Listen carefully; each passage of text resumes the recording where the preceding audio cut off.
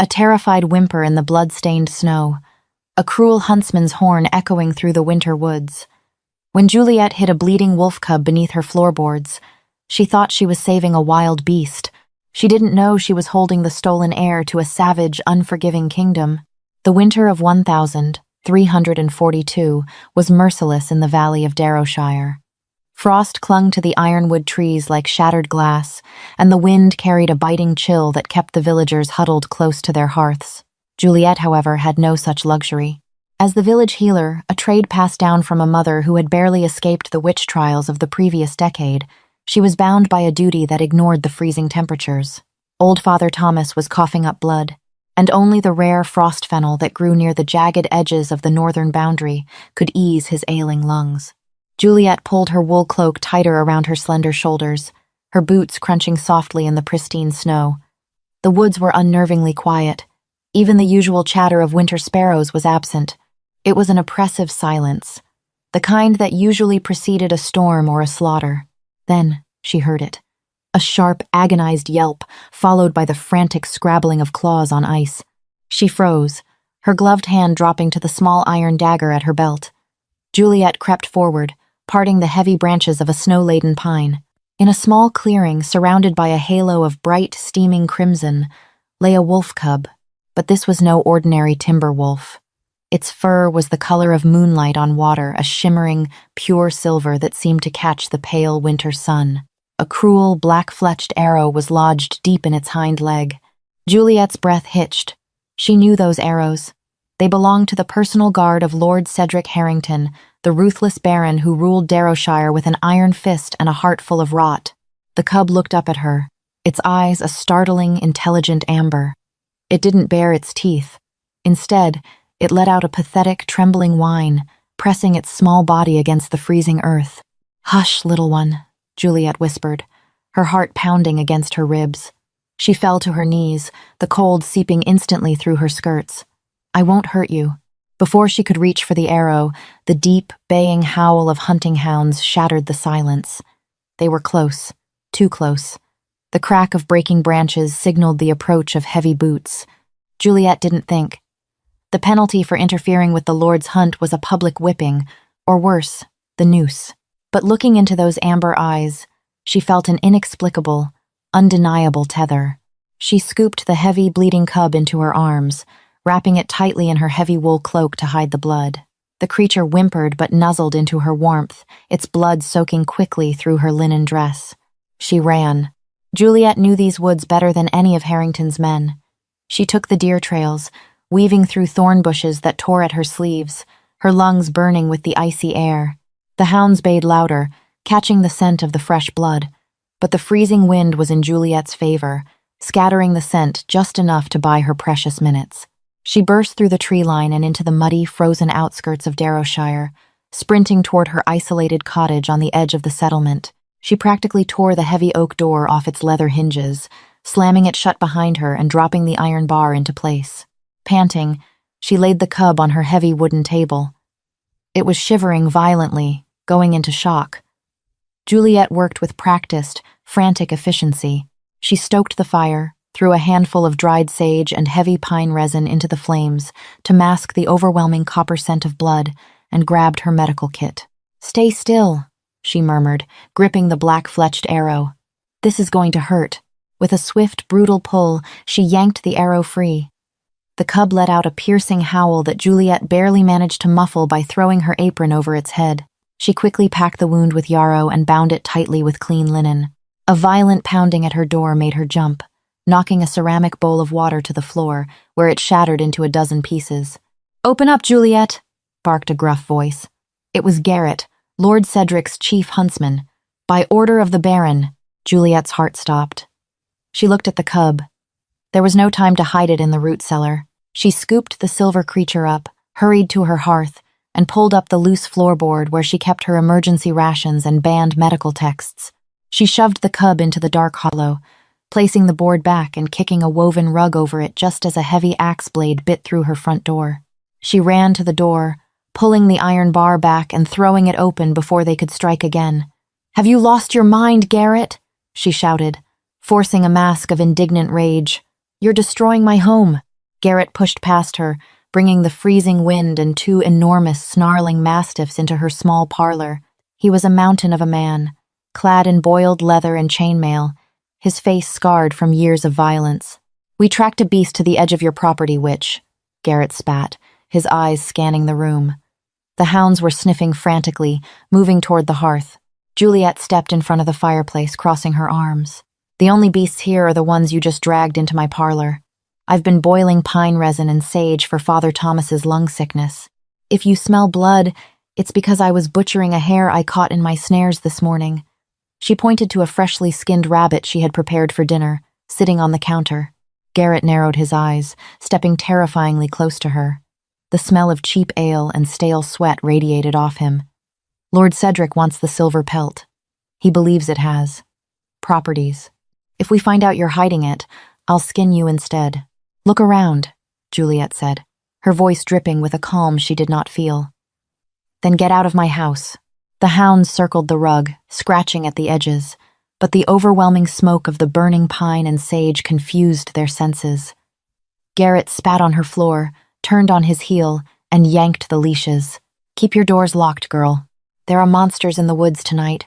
When the door finally slammed shut, Juliet collapsed to her knees, trembling uncontrollably. She waited until the sound of their boots faded into the wind before pulling back the rug. But when she lifted the floorboard, she didn't find a wolf cub. Lying in the dirt hollow, wrapped in her blood-soaked cloak, was a small, shivering human boy, no older than 5.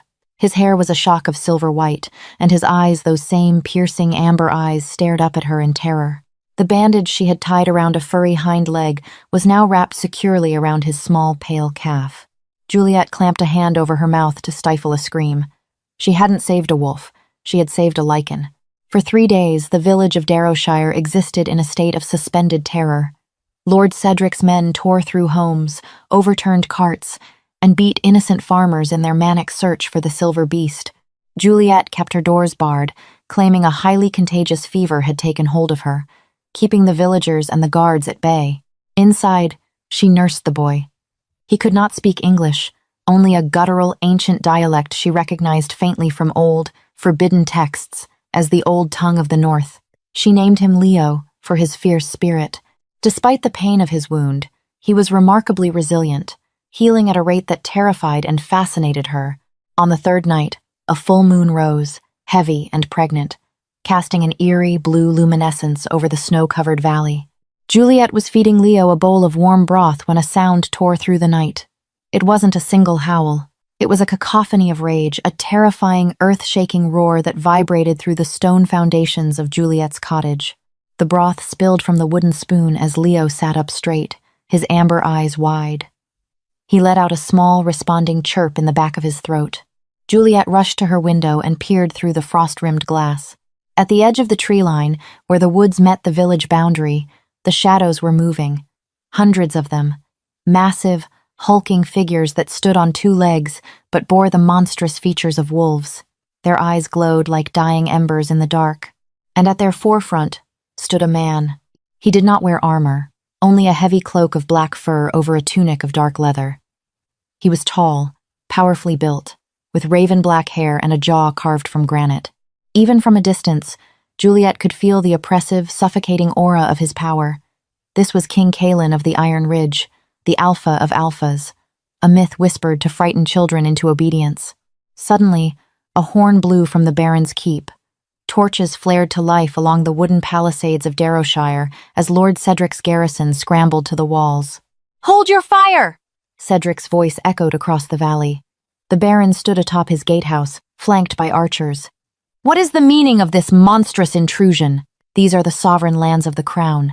King Kaelin stepped forward, his boots crunching loudly in the dead silence. When he spoke, his voice was a deep, resonating baritone that carried effortlessly over the wind. It commanded absolute obedience. 3 days ago, a hunting party from your miserable stone cage trespassed into my domain. They shot my son, the Prince of the Iron Ridge. Kaelin's voice dropped, laced with a venom that made Juliet's blood run cold. You have until the moon reaches its apex to bring him to me. Alive. If he is dead, I will slaughter every man, woman, and child in this valley, and I will build a pyre out of your bones to warm my pack." Panic erupted in the village. Screams echoed from the lower districts. On the wall, Lord Cedric paled, but his arrogance masked his fear. "We have no prince of yours, beast. We hunted a wolf. It fled into the woods. Return to your caves before I have my archers fill you with silver." Kalen didn't flinch. He didn't shout. He simply raised his right hand. In unison, 300 lichens dropped to all fours, their bones cracking and reforming in a sickening symphony of violence as they shifted fully into their beast forms. The sight was enough to make 2 of Cedric's archers drop their bows and flee the wall. Before sunrise, Kalen vowed, his eyes locked on the Baron, "Your bloodline ends." Juliet backed away from the window, her breath coming in short, panicked gasps. She looked at Leo, who was tugging at her skirt, pointing toward the window. "Papa," the boy whispered, the first English word he had spoken. Juliet's mind raced. If she handed the boy over to Cedric, the Baron would undoubtedly use him as a hostage, ensuring Kalen's wrath would wipe Darrowshire off the map. If she ran into the night to deliver the boy to Kalen herself, Cedric's archers would shoot her down before she crossed the snowfield. She was trapped. But as she looked down at the boy who held the fate of thousands in his small hands, she remembered the cruelty of her Baron. She remembered how Cedric had taxed them into starvation, how his men had taken liberties with the village women, how he ruled through fear and blood. Juliet froze for only a heartbeat, her mind racing through every impossible choice. The king outside the gates was a monster. Yes, he had conquered kingdoms and inspired terror wherever his banners appeared. But the true monster was sitting in the stone keep above them, cloaked in the authority of a ruler while sacrificing innocent lives without a flicker of remorse. Compared to that cold cruelty, the enemy beyond the walls almost seemed honest. She looked down at Leo, who blinked up at her with complete trust, utterly unaware that his fate had already been decided by men drunk on power. That silent innocence shattered the last of her hesitation. "We have to go," Juliet whispered, grabbing a heavy wool blanket. She wrapped Leo securely, binding him to her chest with a leather harness she used for carrying heavy bundles of herbs. She pulled her dark cloak over them both, drew a steady breath, and turned toward the forbidden passages. She wasn't going to hide. She was going to commit high treason. The moon hit its apex, pouring an icy, unforgiving light over the impending slaughter. Juliet slipped out the back door of her cottage just as the first war cries shattered the night. The siege did not begin with ladders or battering rams. It began with sheer, terrifying brute force. Massive lichens, fueled by the rage of their alpha, hurled themselves at the heavy wooden gates of Darrowshire. The iron hinges shrieked under the impact. Flaming arrows rained down from the walls, but the werewolves were too fast, too vicious. Juliet hugged the shadows of the narrow alleyways, moving toward the southern gate, the weakest point in the village defenses, currently abandoned as Cedric's men rushed north to meet the main assault. The noise was deafening. The clash of steel, the screams of dying men, the wet tearing of flesh, and the relentless, blood-curdling howls. She darted behind a blacksmith's forge, her heart hammering against her ribs.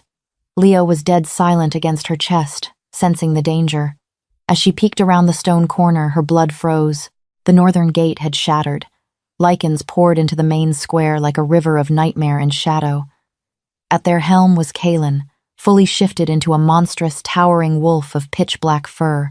He tore through Cedric's heavily armored knights as if they were made of parchment.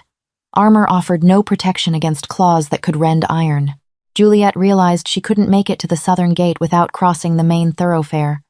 She had to move through the courtyard of the Baron's own estate, utilizing the servants' paths. She sprinted across an open patch of snow, slipping into the shadow of the keep's outer wall. But as she rounded the corner toward the estate gardens, a heavy hand grabbed her shoulder and slammed her violently against the stone wall. The air rushed from her lungs.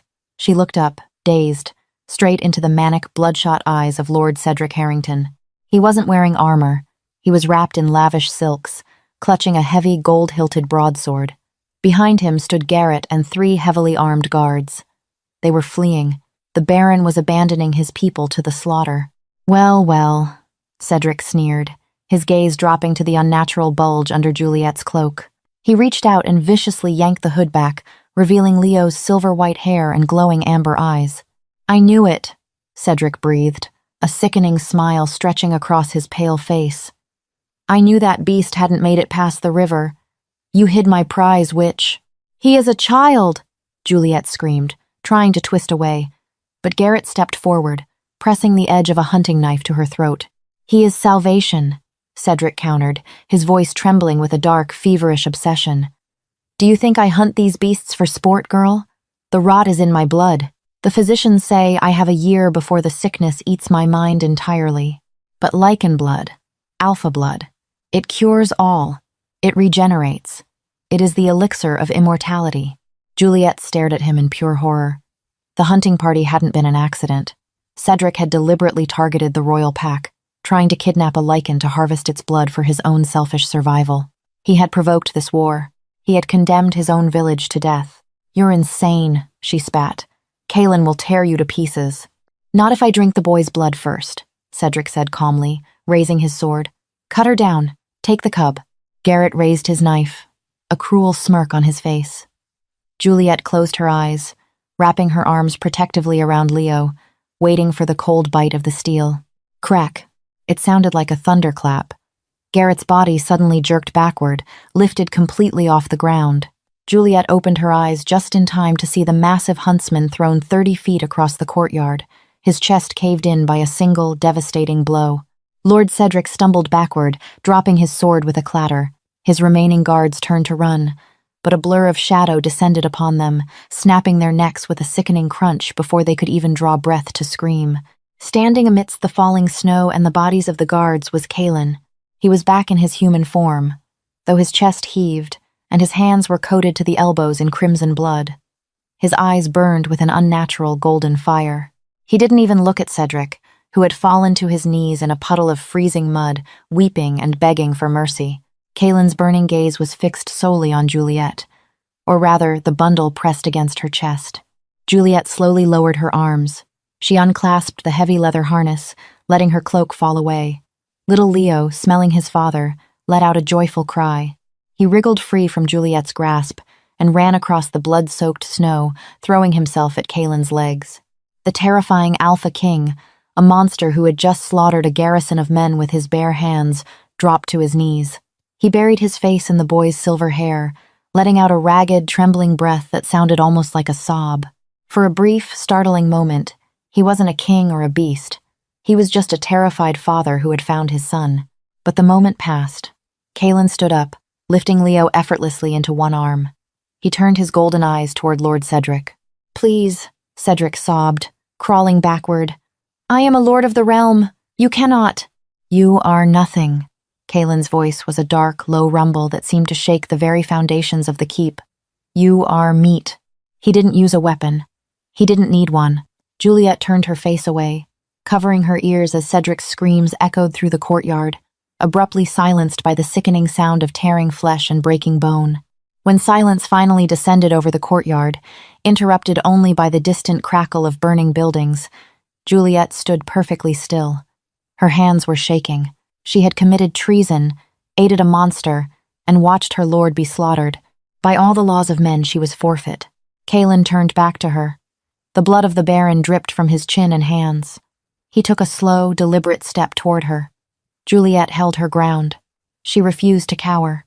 The Alpha King stopped inches from her. Up close, he was breathtakingly terrifying. The heat rolling off his body combated the winter chill. He looked down at her, his amber eyes searching her face, cataloging the dirt, the exhaustion, and the dried blood on her dress that belonged to his son. You defied your lord, Kaelin said softly, the gravel in his voice softening into something resembling awe. You risked the pyre. To save a beast.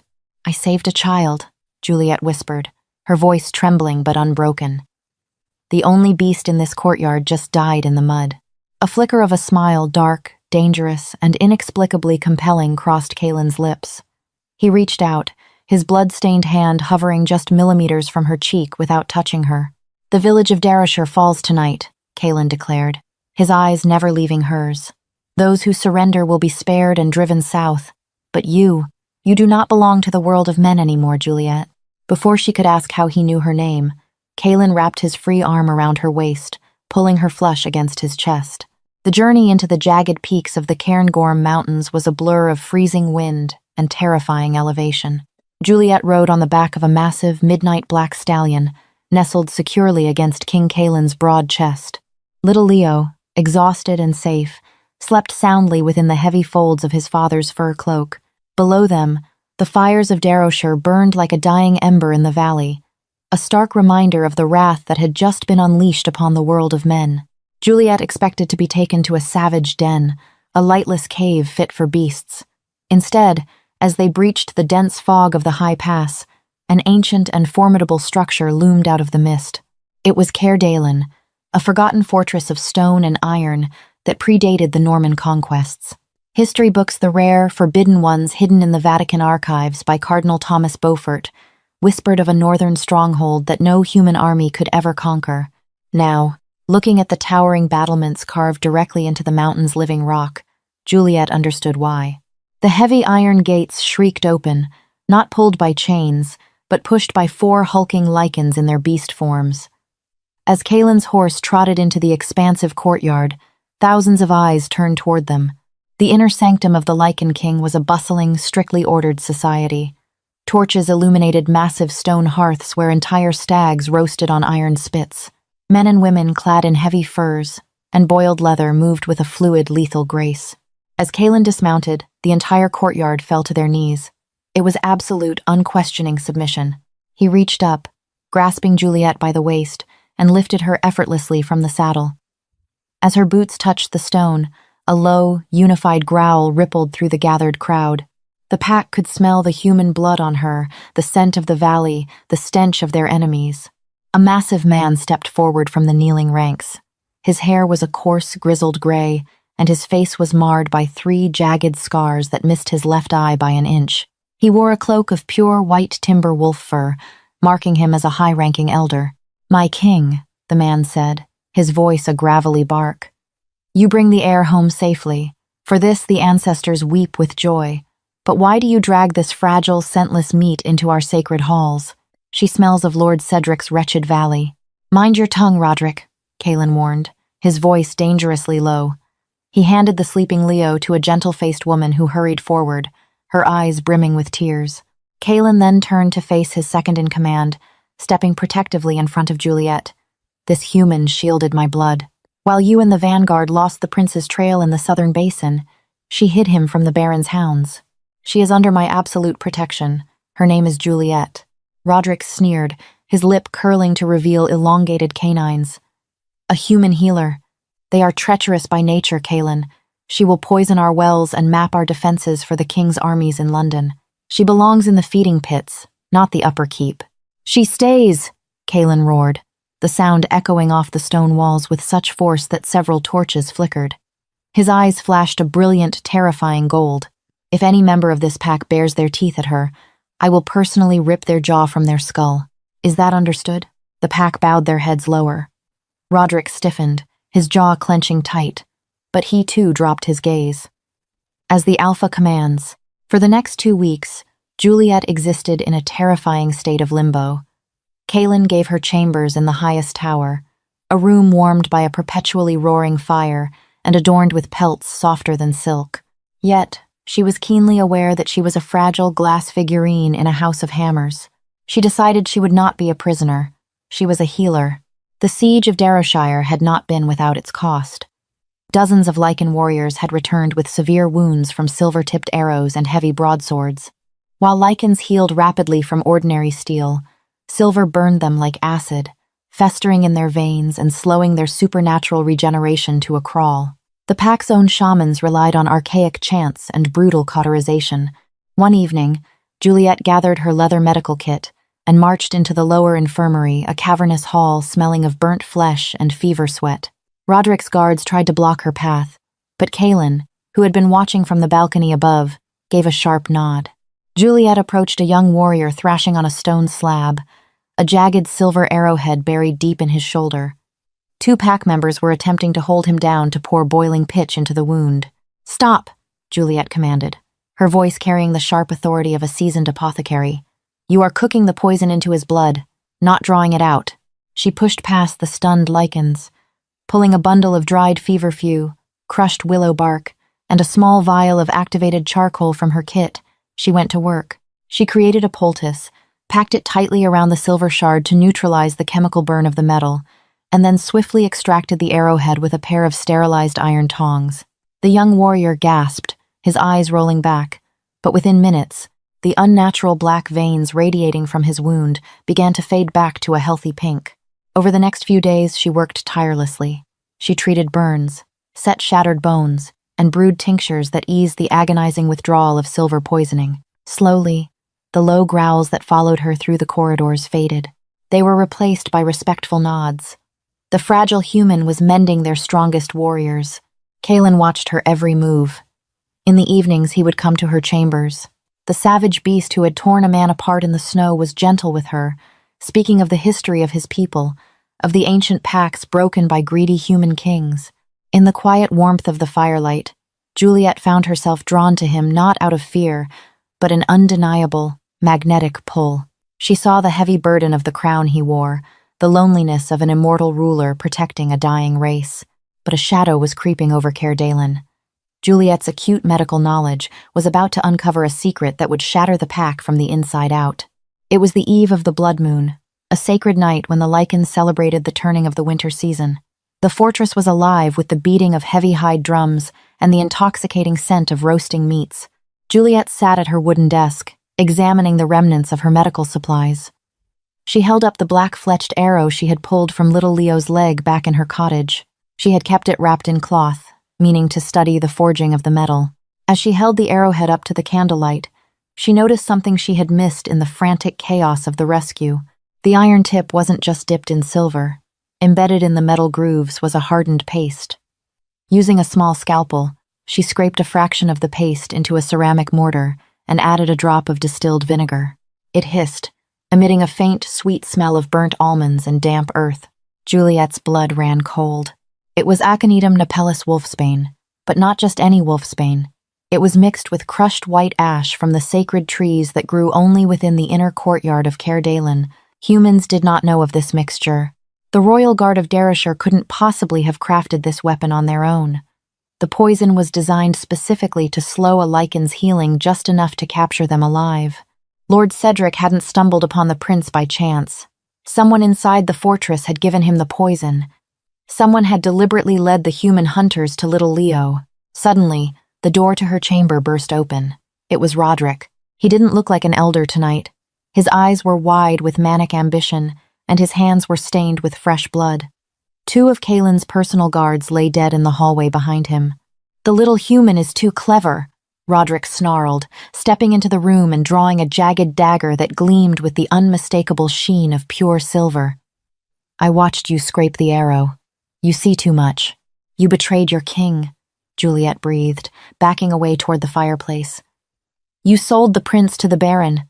Kaelin is weak," Roderick barked, pacing toward her like a cornered predator. "He hides us in these mountains while the humans multiply like rats. He refuses to let us conquer the valleys. If Cedric had killed the boy, Kaelin would have fallen into a blind, suicidal rage against the human armies. He would have died in the slaughter, and I would have taken the Alpha Mantle to lead our people to war. You would lead them to extinction," Juliet said, her hand slipping blindly behind her back, desperately searching the mantle for anything heavy. Roderick lunged. Before his blade could strike her, a deafening roar shattered the stone archway. A massive black wolf crashed into the room, tackling Roderick with the force of a falling boulder. The two heavyweights slammed into the far wall, stone cracking under their immense pressure. Kaelin shifted back into his human form in an instant, his hands wrapping around Roderick's throat. But Roderick was prepared. He drove the silver dagger deep into Kaelin's side. The Alpha King roared in agony, stumbling backward. The silver sizzled violently against his ribs, the dark veins of poison immediately creeping up his neck. Roderick laughed, a wet, ugly sound, and raised the dagger to deliver the killing blow to Kaelin's heart. "Die, my king," Roderick whispered. "No!" Juliet screamed. She didn't have a weapon, but she had her apothecary table. She grabbed a glass vial of highly volatile alkaline dust, a powder she used to cauterize deep wounds, and hurled it directly into the roaring fire of the hearth, just as Roderick lunged. The chemical reaction was instantaneous and explosive. A blinding flash of white light and a concussive wave of heat blasted into the room. Roderick, His hypersensitive lichen eyes dilated for the kill, took the full force of the flash. He shrieked, dropping the dagger as he clawed at his blinded eyes. That second of distraction was all Kaelin needed. Ignoring the silver burning in his flesh, the Alpha King surged forward. With one fluid, brutal motion, Kaelin grabbed Roderick by the jaw and the back of his neck, twisting with terrifying, bone-snapping force. The elder lichen went limp, his body hitting the stone floor with a heavy thud. Silence rushed back into the room, save for the crackling of the disrupted fire. Kaelin fell to his knees, clutching his bleeding side. Juliet was there in an instant. She kicked the silver dagger across the floor, ripped the fabric of her own dress, and pressed it hard against his burning wound. "I've got you," she whispered, her hands trembling as she applied pressure. "You're going to be all right." Kaelin looked up at her, his golden eyes dimming with pain but blazing with an emotion so intense it stole her breath. He reached up, his large, blood-stained hand gently cradling the side of her face. His thumb stroked her cheekbone. "You did not run," Kaelin rasped, his chest heaving against her hands. "You stood against a monster, to save me." "I seem to make a habit of saving wolves," Juliet replied, a tear finally slipping down her cheek. "A human heart," Kaelin murmured, his voice thick with ancient reverence. "With the courage of a Luna." He pulled her down, pressing his forehead against hers. In the lichen custom, it was the most sacred of vows. It was a claiming, not of ownership, but of absolute, unbreakable partnership. The King of the Iron Ridge had found his equal, not in a creature of magic and fangs, but in a mortal healer from a forgotten village. History records the winter of 1342 as the year the Great Plague mysteriously spared the Northern Territories. The Vatican archives, heavily redacted by the Church, vaguely mention a treaty signed in blood between the Crown and the shadows of the Cairngorms. But the locals of the high valleys know the truth. They know that peace was forged by a mortal queen with healing hands, a woman who walked fearlessly among beasts, ruling beside the immortal Wolf King until the end of her days. Did you get chills reading how a courageous healer defied an entire kingdom of beasts to become their legendary queen? Juliet's story proves that the greatest power isn't brute strength, but an unshakable, compassionate heart. If this epic tale of loyalty, betrayal, and dark romance kept you on the edge of your seat, smash that like button. Share this video with a fellow fantasy lover, and don't forget to subscribe to our channel for more thrilling, hidden legends.